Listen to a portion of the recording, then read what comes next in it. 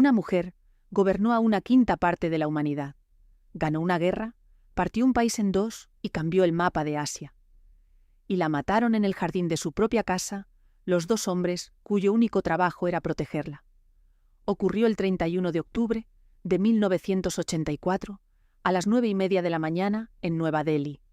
Indira Gandhi salió de su residencia oficial y cruzó el jardín camino de una entrevista. La esperaba el actor y cineasta británico Peter Ustinov, que estaba rodando un documental sobre ella. Nunca llegó a esa entrevista. Y aquí está lo que hace que esta historia sea distinta de cualquier otro magnicidio del siglo XX. Que ella lo sabía, que se lo habían advertido, que sus propios asesores le habían pedido que apartara de su escolta precisamente a los dos hombres que la mataron, y que ella dijo que no. Hoy vamos a contar esa historia completa.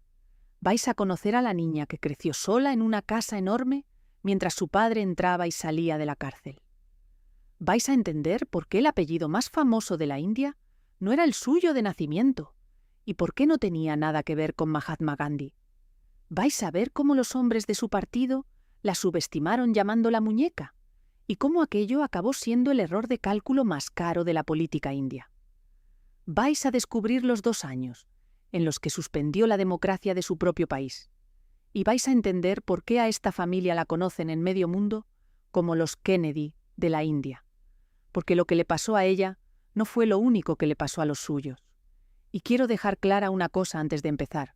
Aquí se habla de política india, de la comunidad Sikh y de episodios muy dolorosos que todavía duelen a millones de personas. Este canal no toma partido por ninguna religión, por ningún partido ni por ningún bando. Contamos hechos documentados, señalamos cuando las fuentes discrepan y dejamos que cada uno saque sus conclusiones. Y a diferencia de otros formatos, aquí no vais a escuchar ni un solo diálogo inventado ni una sola escena recreada. Solo lo que está verificado. Y mientras lo contamos, va a quedar flotando la misma pregunta que recorre cada historia de este canal.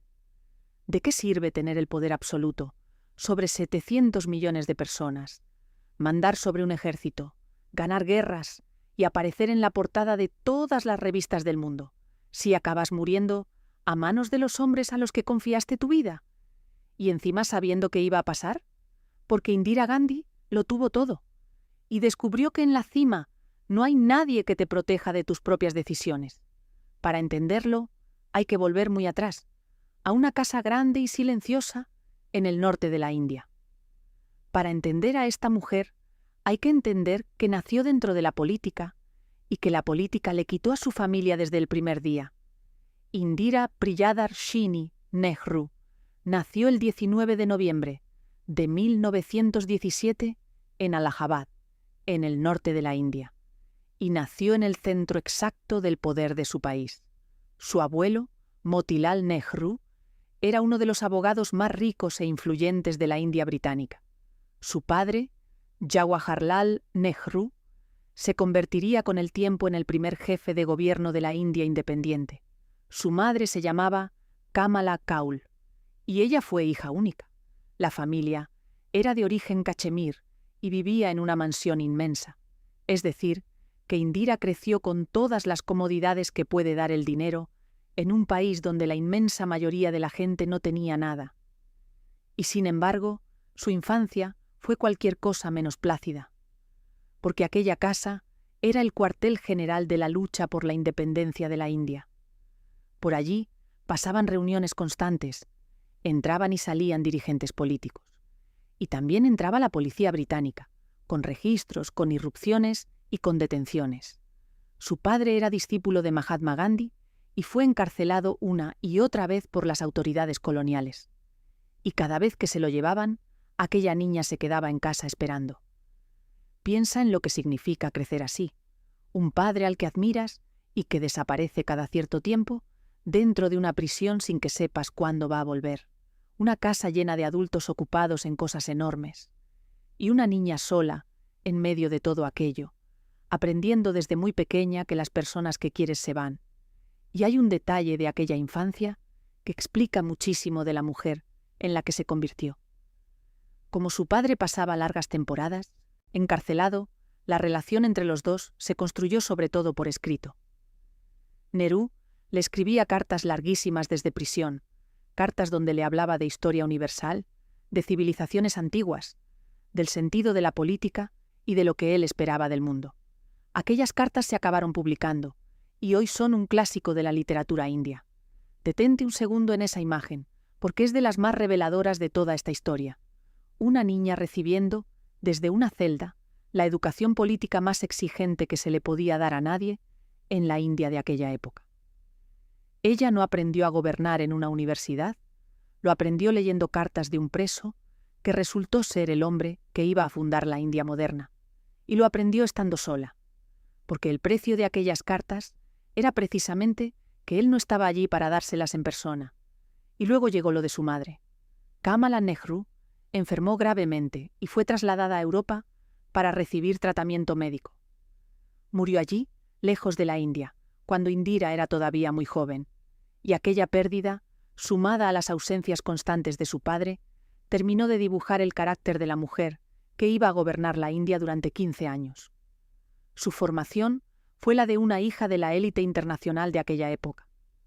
Estudió en casa, después en centros de Suiza, luego en la Universidad de Vishva Bharati en Bengala, y finalmente se trasladó al Reino Unido para estudiar en el Somerville College de Oxford. Y ahí ocurrió algo que dice mucho de cómo fue su vida. No llegó a terminar aquellos estudios.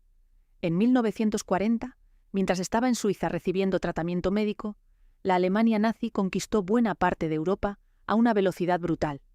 Indira tuvo que escapar y volver a la India en plena Segunda Guerra Mundial, dejando la carrera a medias. Oxford le concedería un título honorífico muchos años después. Y de aquella etapa europea se trajo algo más importante que un diploma. Se trajo un hombre. Y aquí hay que aclarar de una vez la confusión más extendida del mundo sobre esta mujer, porque muchísima gente lo tiene mal. Indira Gandhi no era pariente de Mahatma Gandhi, ni hija, ni nieta, ni sobrina, ni nada. No compartían una sola gota de sangre. Ella nació con el apellido Nehru. El apellido Gandhi le viene de su marido, Feroze Gandhi, que tampoco tenía ningún parentesco con el líder de la independencia india. Simplemente compartían un apellido bastante común. Es cierto que Indira conoció a Mahatma Gandhi siendo una niña de pocos años, porque su padre era discípulo suyo, pero ahí termina la relación. Feroze Gandhi era abogado y periodista, de familia parsi, y estaba metido en política hasta el cuello, militando en el mismo partido que la familia Nehru. Sobre cómo se conocieron, circulan versiones distintas. La más repetida sitúa aquel encuentro en el Reino Unido, durante los años de estudios de ella. Otra versión, muy difundida en la India, cuenta que Feroze había conocido antes a la familia socorriendo a Kamala, la madre de Indira, cuando ésta sufrió un desvanecimiento durante una manifestación, y que así llegó hasta la hija. Las dos versiones circulan, y este canal las cuenta las dos en lugar de elegir una. Lo que sí está documentado es que se casaron en 1942, cuando ella tenía 25 años, y que su familia no veía aquel matrimonio con buenos ojos. Y también está documentado lo que ocurrió pocos meses después de la boda. Que los detuvieron a los dos. Las autoridades británicas los arrestaron acusados de subversión por sus actividades a favor de la independencia, y pasaron meses encarcelados. Detente a pensar en cómo empezó aquel matrimonio. Boda, y a continuación cárcel para los dos. Esa era la vida normal de una familia política india en los últimos años del Imperio Británico. De aquel matrimonio nacieron dos hijos, Rajiv en 1944 y Sanjay en 1946. Los dos nombres que van a ser decisivos en el resto de esta historia. Y el matrimonio, con el paso de los años, se fue apagando. Las biografías coinciden en que Indira y Feroze estuvieron distanciados durante buena parte de su vida en común. Ella se había convertido en la anfitriona y la colaboradora política de su padre, que ya era primer ministro de la India, y aquello la absorbió por completo. Feroze siguió su propia carrera y llegó a convertirse en una figura incómoda dentro del propio partido, destapando asuntos que no dejaban en buen lugar al gobierno de su suegro. Y en 1960, Feroze Gandhi murió de un ataque al corazón. Indira tenía 42 años y se quedó viuda. 4 años después, en 1964, murió también su padre, Jawaharlal Nehru, el hombre que había gobernado la India desde la independencia, el eje de toda su vida, y en ese momento, aquella mujer de 46 años, que había vivido siempre a la sombra de otros, se quedó sola, sin marido y sin padre. Y fue exactamente entonces cuando entró en escena. Si esta historia te está atrapando, suscríbete al canal, porque ahora llega uno de los mayores errores de cálculo de la historia política del siglo XX. Tras la muerte de Nehru y después de un breve periodo de transición, los hombres que dirigían el partido del Congreso tuvieron que elegir a alguien para ocupar el cargo de primer ministro. Y eligieron a Indira Gandhi. Pero conviene entender por qué la eligieron, porque no fue por admiración. La eligieron precisamente porque pensaban que iban a poder manejarla. Era la hija de Nehru, lo cual le daba un apellido enorme y un tirón popular garantizado entre la población. Y al mismo tiempo, era, a ojos de aquellos hombres, una mujer sin peso propio, sin base política, sin experiencia de mando y sin carácter para imponerse. Es decir, la candidata perfecta para poner una cara conocida delante mientras ellos seguían decidiendo detrás. De hecho, en el ambiente político de la época, circuló un apodo despectivo para ella, que se ha quedado en todas las crónicas. La llamaron muñeca, una figura decorativa, bonita para los actos públicos, sin voz propia. Y en 1966, Indira Gandhi se convirtió en la primera mujer que ocupaba el cargo de primer ministro de la India. La primera y hasta hoy la única. Lo que pasó después es una de las grandes lecciones de la política del siglo XX, porque aquella supuesta muñeca decorativa se dedicó, metódicamente y sin prisa, a desmontar a todos los hombres que creían controlarla.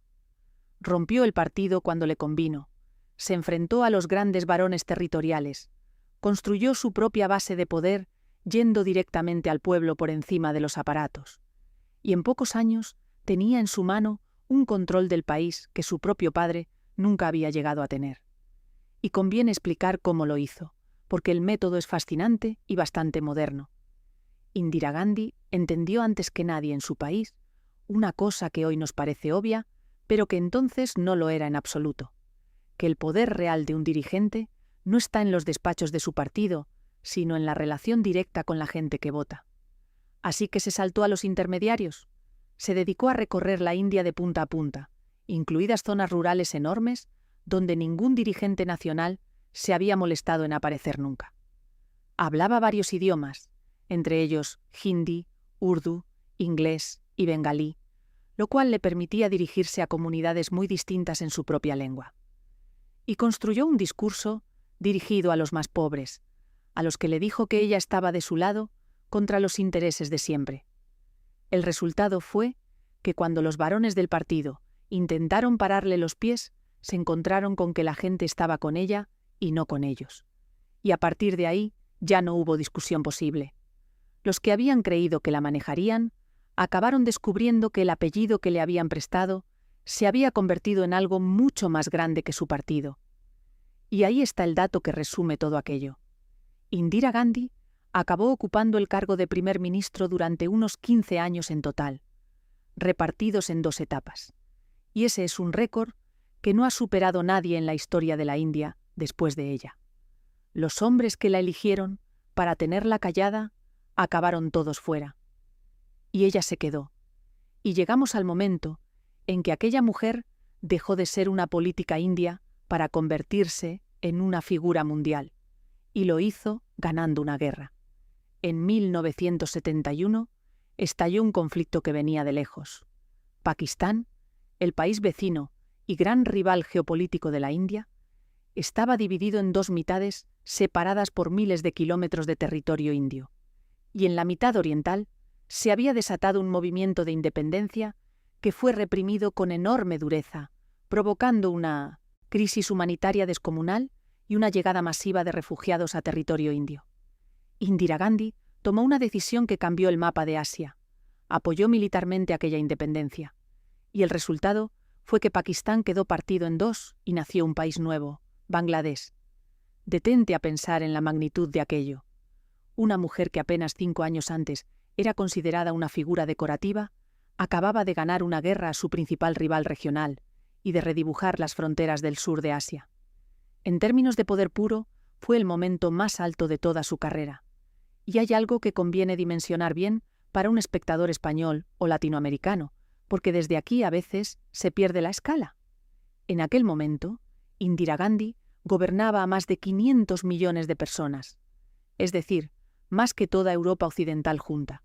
Y aquel país, además, era un actor decisivo en el equilibrio de la Guerra Fría, disputado por las dos superpotencias. Y en política exterior también jugó fuerte. Mantuvo unas relaciones muy estrechas con la Unión Soviética en plena Guerra Fría, y marcó un distanciamiento notable respecto a Estados Unidos. Aquello colocó a la India en una posición internacional que no tenía antes. En aquellos años, cuando los periodistas occidentales hacían listas de las personas más poderosas del planeta, el nombre de aquella mujer aparecía siempre entre los primeros. Y no había ninguna otra mujer en esas listas, ni una. Estaba absolutamente sola en la cima de la política mundial, en una época en la que en buena parte de Occidente las mujeres todavía tenían que pedir permiso a su marido para abrir una cuenta bancaria. Dentro del país, su popularidad se disparó a niveles casi religiosos.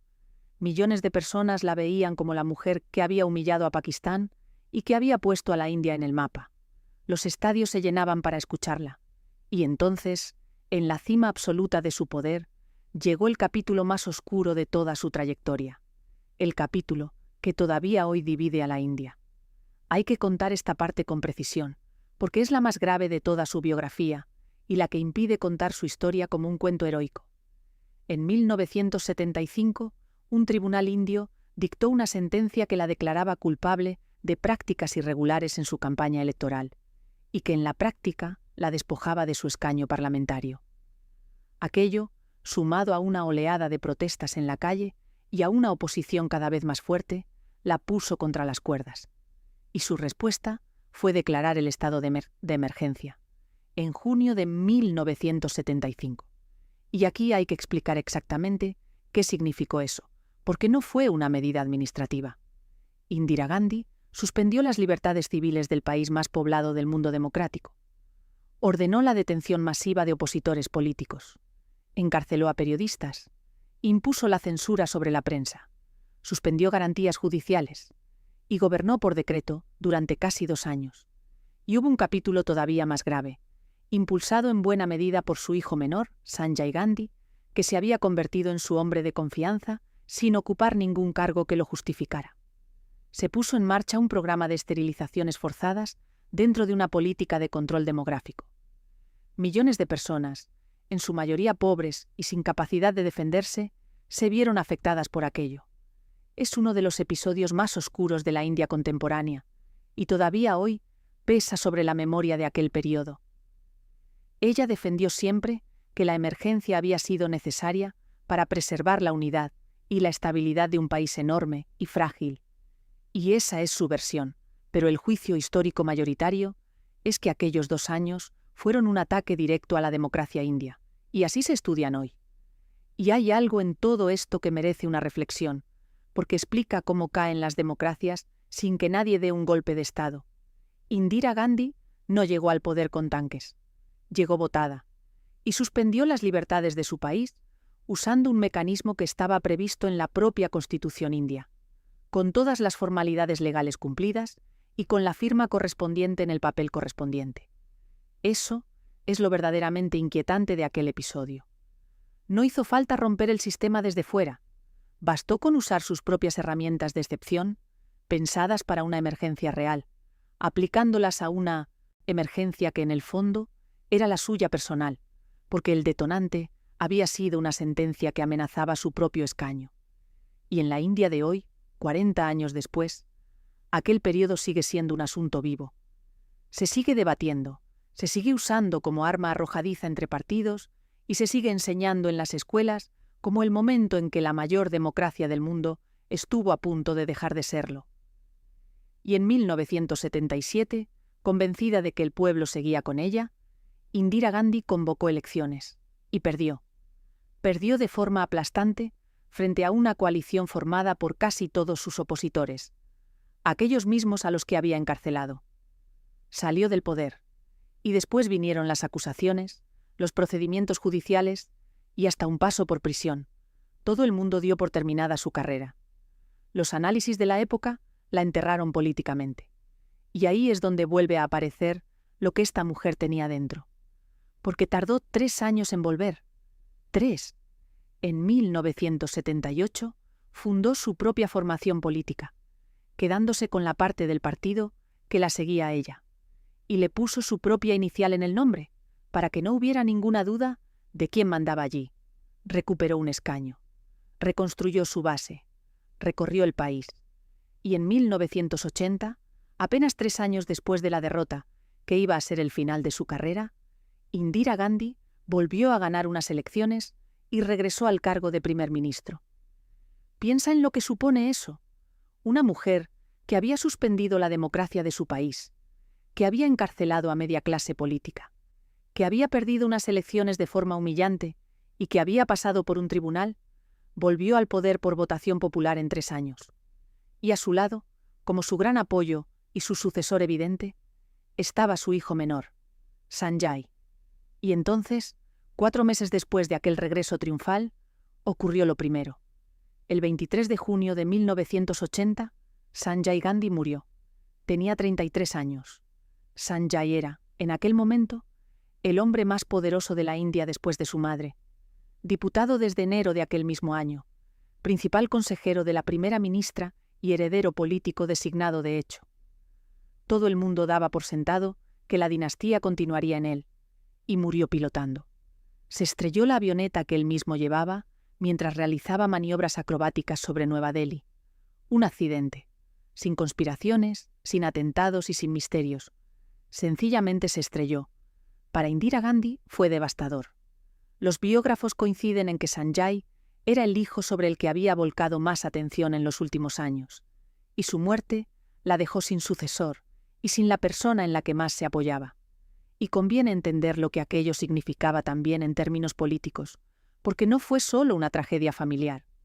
Sanjay Gandhi era, para bien y para mal, el motor operativo del entorno de su madre. Era el que ejecutaba, el que presionaba, el que tomaba las decisiones más duras. Buena parte de los aspectos más criticados de la etapa de la emergencia se le atribuyen directamente a él, y hay quien sostiene que el mayor error político de Indira Gandhi fue precisamente darle a un hijo sin cargo público un poder que ningún ministro tenía.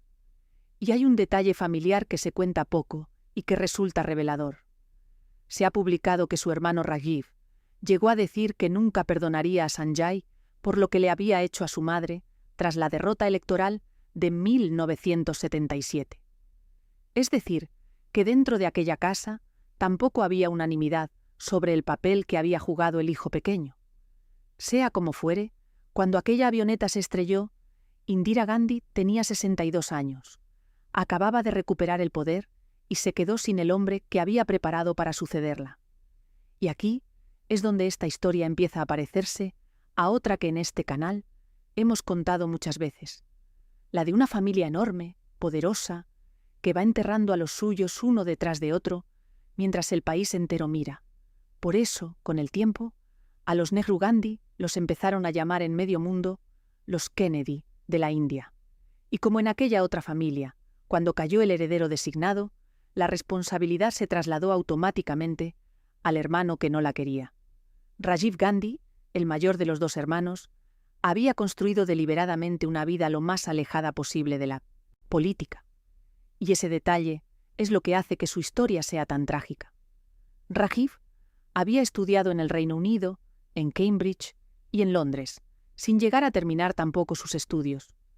Se había casado con una joven italiana llamada Sonia Maino, a la que había conocido en Inglaterra, y trabajaba como piloto comercial de la Compañía Aérea Nacional India. Tenía 2 hijos pequeños, Rahul y Priyanka, nacidos a comienzos de los años 70. Es decir, que mientras su madre gobernaba a cientos de millones de personas y su hermano manejaba los hilos del partido, Rajiv Gandhi pilotaba aviones de línea y llevaba una vida familiar discreta. había elegido no estar. Y cuando murió Sanjay, aquella elección dejó de existir. La presión sobre él fue enorme, y acabó cediendo. Dejó los aviones, entró en política y ocupó el escaño que había sido de su hermano. Las crónicas de la época lo apodaron el líder involuntario. Fíjate en el detalle que hace esto todavía más duro. Rajiv era piloto profesional. Su hermano acababa de morir pilotando. Y aún así, el destino de aquella familia lo sacó de la cabina de un avión para meterlo en un despacho al que nunca había querido entrar. Y mientras aquella sucesión forzada se ponía en marcha, en el norte del país se estaba incubando el problema que iba a acabar con la vida de Indira Gandhi. Si esta historia te está llegando, suscríbete y déjame en los comentarios desde qué país nos ves, porque ahora llegamos al episodio que lo desencadenó todo y que hay que contar con muchísimo cuidado. En la región del Punjab, en el norte de la India, se había desarrollado a lo largo de los años 70 y 80 un movimiento que reclamaba mayor autonomía, y dentro de él surgieron corrientes armadas partidarias de la independencia.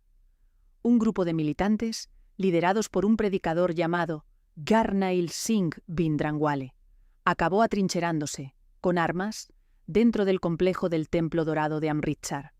Y para entender la gravedad de lo que vino después, hay que entender qué es ese lugar. El Templo Dorado de Amritsar es el santuario más sagrado del sijismo. Es el equivalente, para los millones de personas que profesan esa religión, a los lugares más sagrados de cualquier otra fe del mundo. Va mucho más allá de un edificio simbólico, porque es el corazón espiritual de toda una comunidad.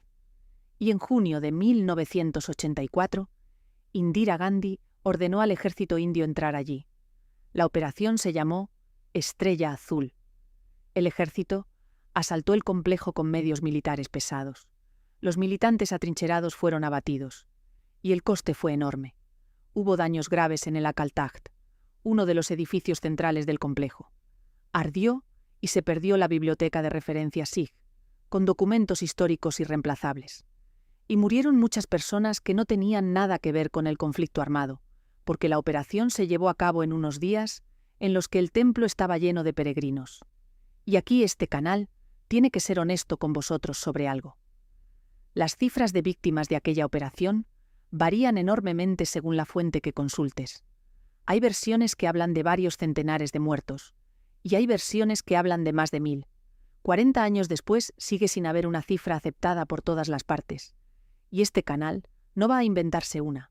Lo que sí está fuera de discusión es que murieron civiles y peregrinos, y que el lugar más sagrado de una religión entera quedó dañado por un asalto militar. El impacto en la comunidad Sikh, dentro y fuera de la India, fue devastador. Millones de personas que no tenían ninguna simpatía por los militantes armados vivieron aquello como una profanación imperdonable. Y muchos de ellos eran ciudadanos indios leales, funcionarios, militares y policías, incluidos algunos de los hombres que protegían a la primera ministra. Y aquí llega el corazón de este vídeo, el dato que convierte esta historia en algo distinto de cualquier otro magnicidio. Después de la Operación Estrella Azul, los responsables de seguridad y los asesores de Indira Gandhi le plantearon una medida elemental de precaución, que retirara de su escolta personal a los guardaespaldas de religión Sikh, no por sospechas concretas contra ninguno de ellos, sino porque el riesgo era evidente para cualquiera. Y ella dijo que no. Es más, según lo que se ha documentado después, no solo se negó, sino que ordenó expresamente que readmitieran a los que habían sido apartados. Entre ellos estaba un hombre llamado Bind Singh, que llevaba alrededor de 10 años a su servicio y del que se decía en los informes que era uno de sus guardaespaldas favoritos. Y ahora viene lo interesante, porque sobre el motivo de aquella decisión hay 2 lecturas, y las 2 están documentadas. La primera es la lectura noble, y es la que repiten muchas crónicas, que Indira Gandhi consideraba que la unidad de la India estaba por encima de las diferencias religiosas, y que apartar a unos hombres de su escolta por su religión habría sido exactamente lo contrario de todo lo que ella defendía en público sobre un país donde conviven decenas de comunidades. La segunda es la lectura política, y también está recogida en las fuentes, que ella temía que aquel gesto reforzara ante la opinión pública su imagen de gobernante enfrentada a la comunidad Sijot y que eso beneficiara a sus adversarios políticos. Este canal no puede meterse en la cabeza de una mujer que lleva 40 años muerta, así que os deja las dos versiones y os deja decidir. Puede que fueran las dos a la vez, que es como suelen funcionar las decisiones de la gente que gobierna. Lo que no admite discusión es el resultado. Indira Gandhi conocía el riesgo, se lo advirtieron por escrito y por activa, y decidió mantener a su lado a los hombres que 4 meses después la mataron. Y merece la pena detenerse en lo excepcional que resulta esto dentro de la historia de los magnicidios del siglo XX. Piensa en los grandes asesinatos políticos que conoces. En casi todos ellos hay un elemento común, que es la sorpresa. Un tirador desconocido, un francotirador apostado, un coche bomba, alguien infiltrado entre la multitud. El agresor viene de fuera y aparece sin avisar. Aquí no. Aquí el riesgo tenía nombre y apellidos. Estaba fichado, cobraba una nómina del Estado indio y llevaba una década entrando cada día en la residencia de la primera ministra. No hubo ningún fallo de inteligencia, ninguna infiltración y ninguna cadena de errores. Hubo un informe de seguridad que decía exactamente lo que iba a pasar y una decisión política de ignorarlo. Y eso convierte esta historia en algo bastante más incómodo que una tragedia. La convierte en una elección. Indira Gandhi eligió entre dos riesgos. Por un lado, el riesgo físico de mantener a su lado a hombres que podían tener motivos personales para odiarla. Por otro, el riesgo político de que la vieran discriminando a ciudadanos indios por su religión, precisamente cuando acababa de ordenar el asalto a su templo más sagrado. Eligió el riesgo físico, y a los 4 meses le costó la vida. Y llegamos al final, al 31 de octubre de 1984. Pero antes, hay que contar lo que dijo el día anterior, porque es de las cosas más estremecedoras que se pueden encontrar en la biografía de cualquier gobernante. El 30 de octubre, Indira Gandhi participó en un acto público, y allí, delante de la gente, pronunció una frase que hoy se cita en todas las crónicas sobre su muerte. Dijo que todavía estaba viva, y que puede que al día siguiente no lo estuviera. Lo dijo en voz alta. Delante de todo el mundo, menos de 24 horas antes de que ocurriera.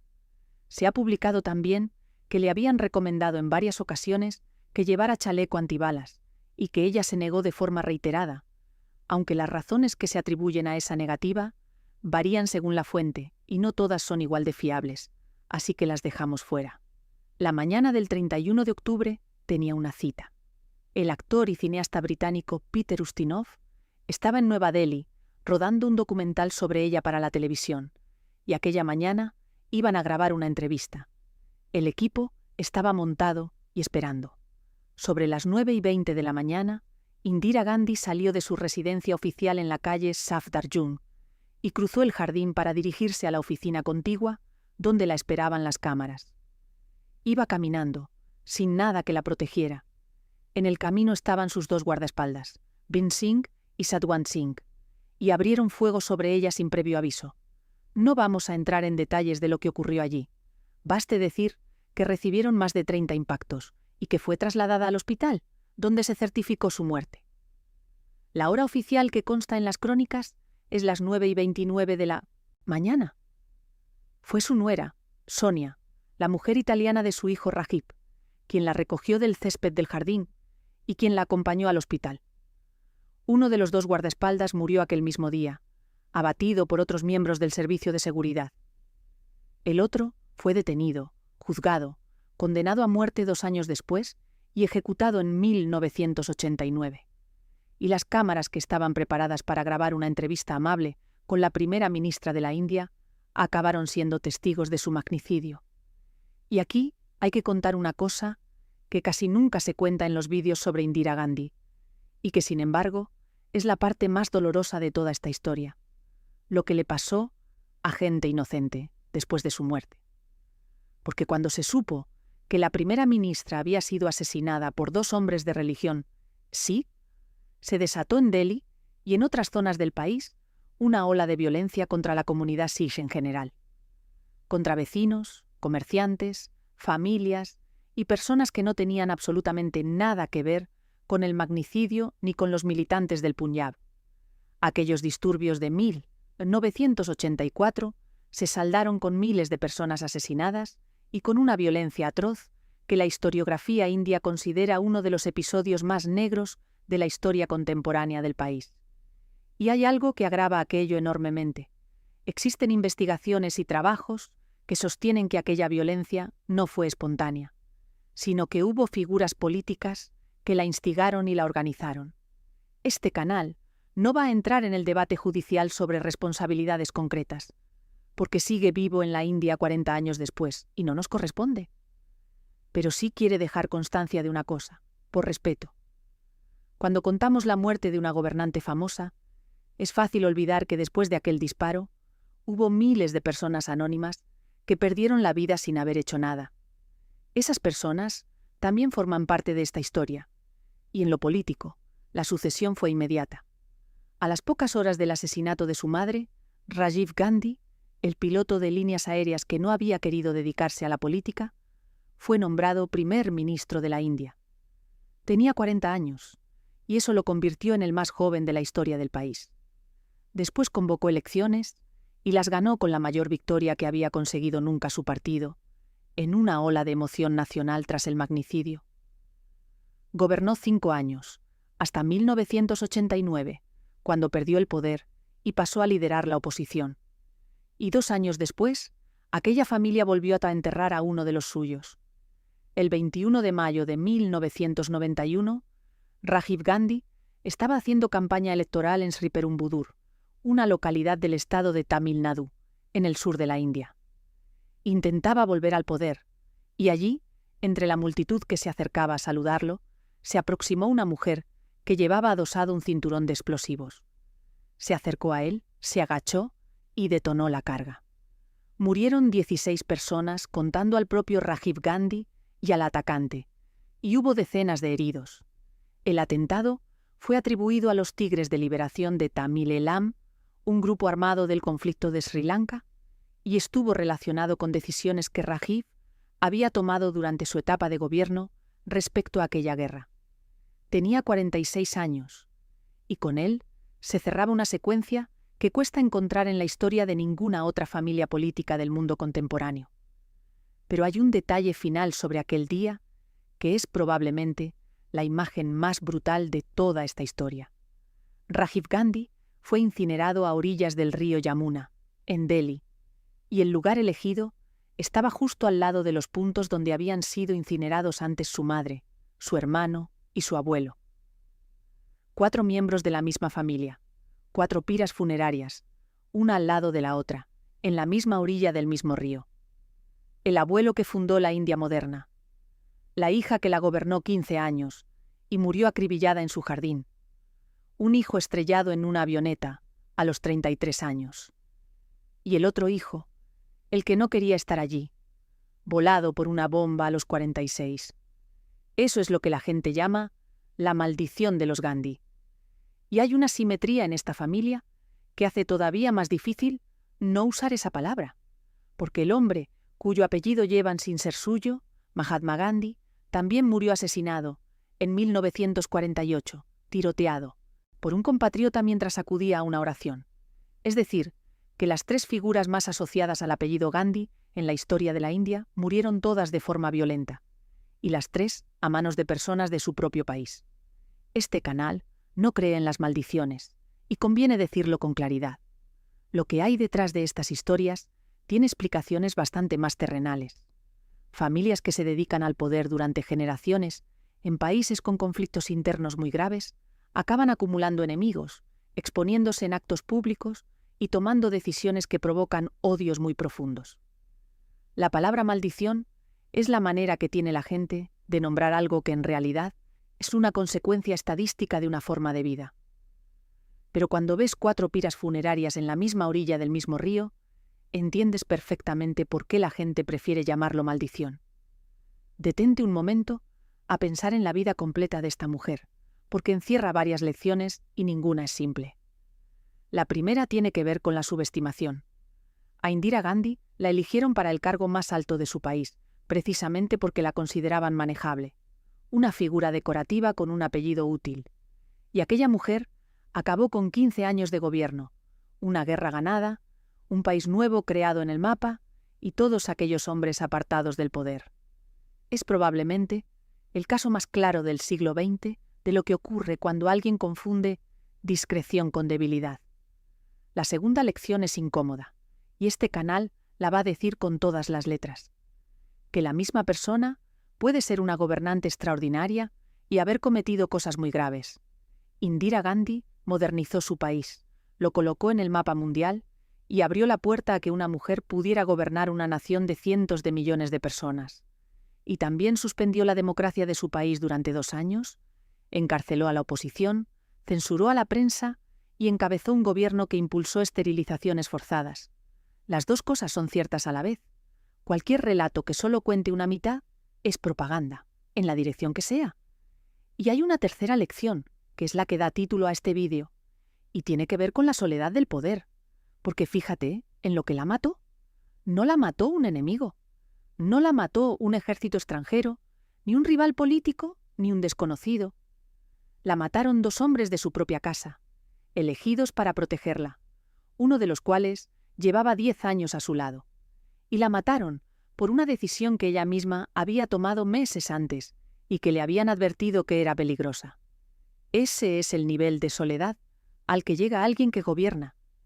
Nadie pudo obligarla a cambiar de escolta. Nadie pudo pararle la mano en el Punjab. Nadie por encima de ella podía decirle que no. Y cuando eres la única persona que decide, también eres la única que carga con las consecuencias. Y llegamos a la verdad que recorre cada historia de este canal, que ni el poder absoluto sobre cientos de millones de personas, ni un apellido que abre todas las puertas, ni un ejército entero a tus órdenes te protegen de morir en el jardín de tu propia casa a manos de los tuyos. Indira Gandhi lo tuvo todo, y descubrió, con 24 horas de antelación y en voz alta, que quien vive rodeado de guardias también vive rodeado de personas que podrían dejar de serlo. Mira esta historia entera y verás que es la historia de una familia que gobernó un país durante 4 generaciones y que pagó por ello un precio que no ha pagado casi ninguna otra. Una niña sola, en una mansión de Allahabad, esperando a que soltaran a su padre de la cárcel. Una madre que murió lejos, en una clínica europea. Unos estudios en Oxford, que la guerra dejó a medias. Un matrimonio que empezó con una boda y siguió con una detención. Un marido que murió de un infarto en 1960 y un padre que murió 4 años después. Unos hombres de partido que la eligieron creyendo que sería una muñeca. Una guerra ganada en 1971 que partió Pakistán y creó Bangladesh. 2 años de emergencia en los que suspendió la democracia de su propio país. Una derrota humillante en 1977 y un regreso al poder en 1980. Un hijo de 33 años estrellado en una avioneta que él mismo pilotaba. Un asalto militar al lugar más sagrado de una religión. Una advertencia que decidió no escuchar. Una frase pronunciada en público el día antes. Y un jardín en Nueva Delhi a las 9:30 de la mañana. Su historia es la prueba de que en las dinastías políticas, igual que en las grandes dinastías del dinero, el apellido que te lo da todo es también el que te marca. Los Nehru Gandhi dieron a la India 3 primeros ministros de la misma sangre, y de esos 3, 2 murieron asesinados. A eso hay que sumar al hermano muerto en un accidente. Por eso los llaman los Kennedy de la India, y por eso, si has visto en este canal la historia de aquella otra familia americana, reconocerás el patrón entero. Y esta historia no termina ahí, porque aquella familia sigue en la política india. Sonia, la viuda de Rajiv, se retiró durante años y acabó dirigiendo el partido y llevándolo a la victoria. Sus hijos, Rahul y Priyanka, siguen siendo figuras políticas de primer nivel. Y en el otro lado del tablero está la viuda de Sanjay y el hijo de ambos, que militan en el partido rival. Es decir, que la misma familia está hoy repartida entre los 2 grandes bloques enfrentados de la política india. Y en los últimos tiempos, algunos de sus miembros se han visto envueltos en investigaciones judiciales que siguen abiertas y sobre las que este canal no va a adelantar ningún juicio. Así que, si quieres seguir tirando del hilo de los secretos más oscuros, de las grandes dinastías y de las grandes fortunas, suscríbete, dale a la campana y déjame en los comentarios desde qué país nos acompañas. Y cuéntame también qué piensas tú. ¿Crees que Indira Gandhi hizo lo correcto, negándose a apartar a sus guardaespaldas por su religión, aunque le costara la vida? ¿O crees que fue una temeridad imperdonable en alguien que gobernaba un país entero? Y sobre todo, ¿crees que existen de verdad las familias malditas? ¿O simplemente que quien se dedica al poder durante 4 generaciones acaba pagando la factura? Te leo. Gracias por acompañarme hasta el final y por asomarte a la historia de la mujer más poderosa que ha tenido Asia y de la familia que lo pagó con todo. Nos vemos en el próximo vídeo.